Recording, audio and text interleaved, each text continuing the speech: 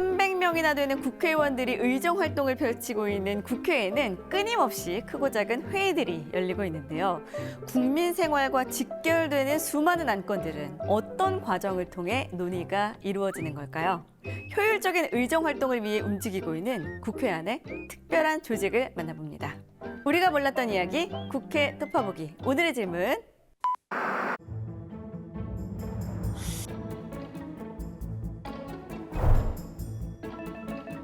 국회 상임위원회는 무슨 일을 하나요? 아, 여기네요. 산업통상자원 중소벤처기업위원회의 회의실인데 아무도 안 계시죠? 와, 뉴스에서 보던 그 공간.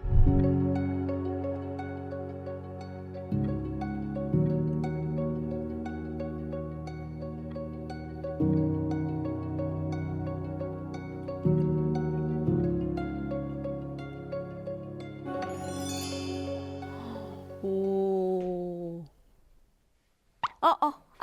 안녕하세요. 안녕하세요. 예. 오늘 저에게 도움 말씀을 네. 주신. 키가 굉장히 크시네요.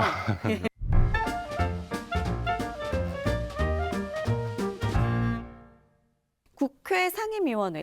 구체적으로 어떤 일을 하는 곳인지 좀 궁금해요. 그 본회의 전에 이제 네. 소관 안건 처리를 위해서 이제 상설로 설치된 위원회를 의미를 합니다. 그러면 모두 몇 개의 상임위원회가 있을까요? 일단 국회 운영위원회, 이제 법제사법위원회, 정무위원회 그리고 기획재정위원회, 교육위원회 그리고 이제 과학기술정보방송통신위원회, 그리고 외교통일위원회, 그리고 국방위원회, 이제 행정안전위원회, 문화체육관광위원회, 농축산식품해양수산위원회, 그리고 산업통상자원 중소벤처기업위원회, 보건복지위원회, 그리고 환경노동위원회, 국토교통위원회, 그리고 정보위원회와 여성가족위원회. 까지 총 17개의 상임위원회로 구성이 되어 있고요. 여성가족위원회라든가 또 이제 문체위라든가 이런 것들은 좀 익숙한데 정무위는 뭐예요, 그러면?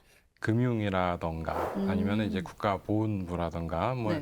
이제 국무총실 같은 이제 부처들을 조금 담당을 하고 있는 위원회고요. 네. 거기서는 이제 금융 관련 이제 법들이라던가 이제 보험법이라던가 이런 부분들을 심사를 주로 하고 있죠. 금융. 예. 정보위는 뭐예요, 그럼 정보위? 이제 정보위원회에서 이제 대표적으로 이제 담당하고 있는 이제 정부 부처를 말씀드리면 바로 이해가 되실 것 같은데 네. 국가정보원이 있거든요. 국정원? 예, 그렇습니다. 해당 분야에 대해서 이제 전문적인 이제 지식과 경력을 갖고 있는 의원님들이로 이제 구성된 이제 위원회를 둬서 이제 해당 안건에 대한 좀 심도 있는 심사를 위해서 저희가 이제 상임위원회 제도를 이제 운영하고 있는 것입니다.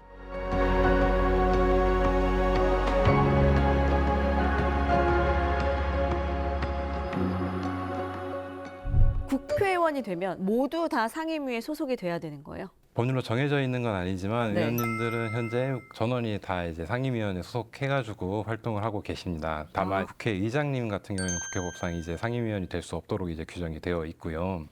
국회의원은 그 2개 이상의 상임위원회에서 활동할 수 있다라고 규정을 하고 있어서 복수전공이네요, 복수전공. 예, 현재 국회 운영위원회하고 네. 이제 정보위원회 그리고 이제 여성가족위원회가 겸임 상임위원회로 운영되고 있어서 총 한 40여 명의 의원님들이 네. 이제 2개 이상의 상임위원회에서 활동을 하고 계십니다.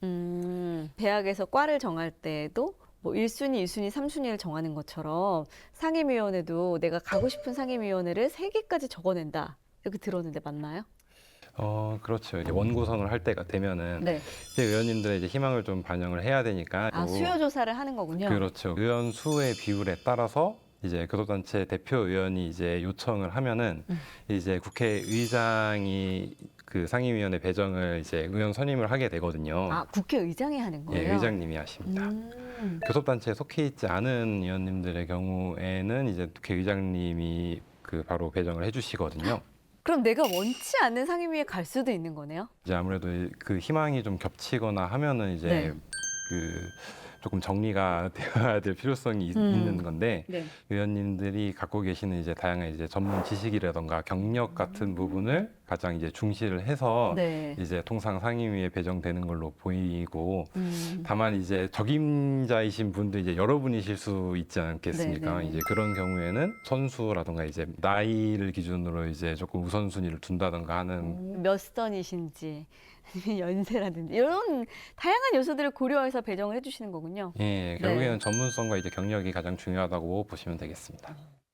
얼마나 많이 열리나요? 자주 열리나요? 그래서 이번 2월 임시회 기간 중에만 해도 이제 네. 각 위원회 회의가 총 60번 이상 이제 열려서 60번이면은 하루에 이제 평균 잡으면 이제 두세 개 이상의 이제 위원회가 회의를 진행을 하고 있다고 보시면 되겠습니다. 그러면 어떻게 위원장을 선출하게 되나요? 기본적으로 국회법에서는 본회의에서 선거로 선출을 하도록 되어 있습니다. 선거. 그 중에서 그럼 어떤 상임위원회의 위원장을 이제 우리 당이 가져갈 것인가에 대해서 네. 조금 대립이 치열한 면이 있거든요. 네. 특히 좀 법사위 같은 경우에는 다른 모든 상임위에서 심사되어 가지고 처리된 이제 법률안들에 대한 체계자구 심사권을 갖고 있다 보니까 아무래도 좀 더 대립이 치열한 면이 있습니다. 그러니까 법률의 내용뿐만 아니라 그 작구 하나하나까지도 다 심사를 거친다는 얘기인 거네요. 야, 굉장히 깐깐하게 또 심사하네요. 예, 맞습니다. 그래서 출연자가 묻고 진행자가 답한다. 거꾸로 퀴즈! 드디어 또 그 시간이 돌아왔습니다. 그 말씀드리는 보기 중에서 이제 상임위원회 심사를 거치는 경우는 이제 O 그리고 아니면 X를 말씀해 주시면 될 것 같습니다. 심사를 거치냐 안 거치냐. 예. 자, 1번 국회 청원은 위원회의 심사를 거칠까요? 안 거칠까요? 국회 청원이요? 예, 청원입니다. 누가 청원하는 거요? 국민들께서 청원을 해주시죠. 청원을 한 번도 안 해봐가지고 청원 심사를 거치겠죠. 국민의 이야기인데 귀 기울여 줘야지요. 정답입니다. 근데 청원이 굉장히 많을 거잖아요. 예. 이 모든 게 다 올라온단 말이에요. 위원회에서 이제 그 청원에 대해서 또 심사를 해서 이제 어떤 방향으로 이제 처리를 할 것인지에 대해서 좀 심도 있는 검토를 하고 있습니다. 훌륭하십니다. 네. 자, 그러면 두 번째는요? 예산안은 위원회의 심사를 거칠까요? 안 거칠까요? 예산안이요? 예, 거쳐야죠. 돈과 관련되는데. 오! 맞습니다. 그래서 예산안 같은 경우는 상임위원회에서 이제 예비 심사를 거치고 네. 그 다음에 이제 예산결산 특별위원회 심사를 거쳐서 이제 본회의로 가게 됩니다. 왜 한 달에 60회 이상의 회의가 열렸는지 조금 이해가 갑니다. 예. 자, 지금까지 제가 다 맞췄거든요.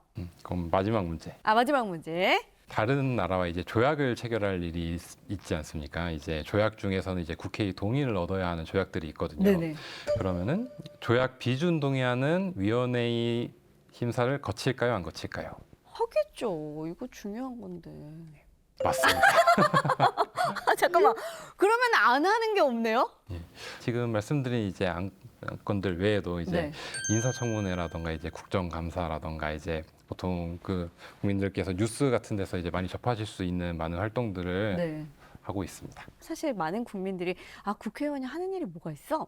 라고 생각하시지만 심사하고 토론하고 이거를 그 결과물을 이제 내놓는 거잖아요. 예, 그렇기 맞습니다. 때문에 보이지 않는 곳에서 또 매일매일 치열하게 활동해 주신다는 거를 배울 수가 있었습니다.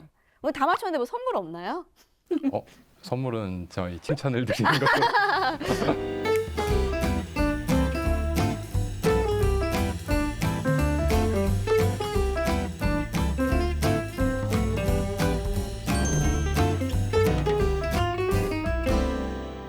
우리가 몰랐던 이야기 국회 토파보기. 회차를 거듭할수록 방대하기만 했던 국회가 조금씩 선명해지는 느낌입니다.